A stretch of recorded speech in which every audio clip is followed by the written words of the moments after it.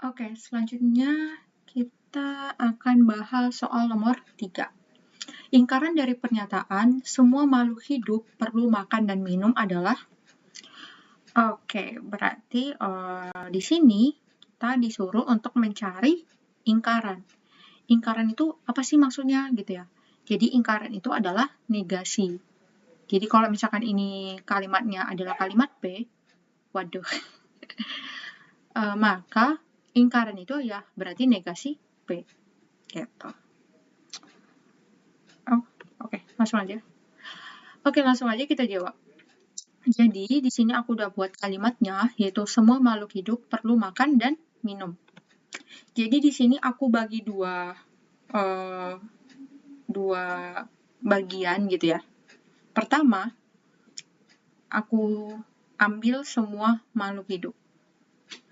Terus yang kedua, aku ambil perlu makan dan minum. Jadi, ibaratnya semua makhluk hidup itu kita ambil sebagai subjek. Terus yang ini ya itu predikat atau objeknya. Nah, gitu ya. Nah, jadi di sini ada P dan Q. Nah, maka kita akan mencari negasinya atau ya tadi bentuk yang seperti ini tadi. Jadi, saat kita menegasikan kedua bagian ini, maka kita negasikan ini dan negasikan ini. Gitu. Jadi, kita bagi satu-satu gitu. Jadi kita pecah-pecah istilahnya gitu untuk menegasikannya. Nah, di mana untuk bagian yang P, kita fokus ke semua. Nah, negasi dari semua, ya berarti tidak semua. Nah, tidak semua itu sinonimnya ya ada, sebagian, atau beberapa. Nah, berarti di sini ya kita nanti bisa lihat yang di sini yang termasuk nanti ke dalam opsi, yang negasinya itu yang kepake adalah yang ada. Berarti nanti yang P ini akan menjadi negasinya itu ada makhluk hidup. Nah, gitu ya. Itu yang pertama. Terus yang kedua, negasi Q. Nah, berarti negasi dari perlu makan dan minum, berarti kita akan menegasikan yang ini.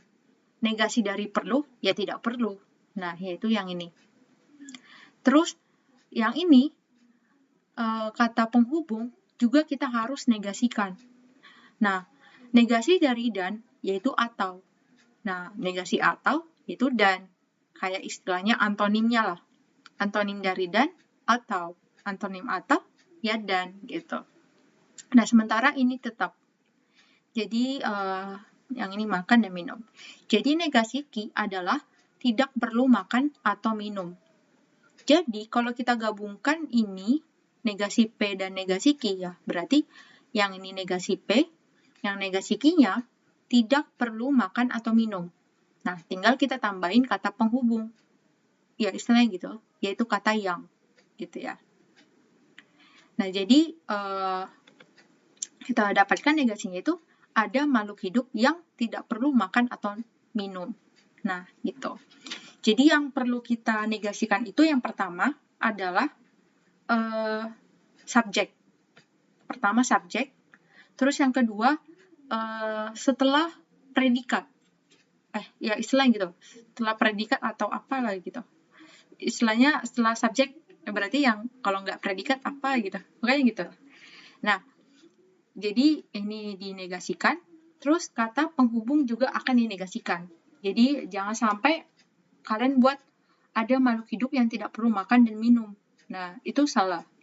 Nah, gitu ya. Jadi ada 3 di soal ini akan kita negasikan gitu. Gampang kok.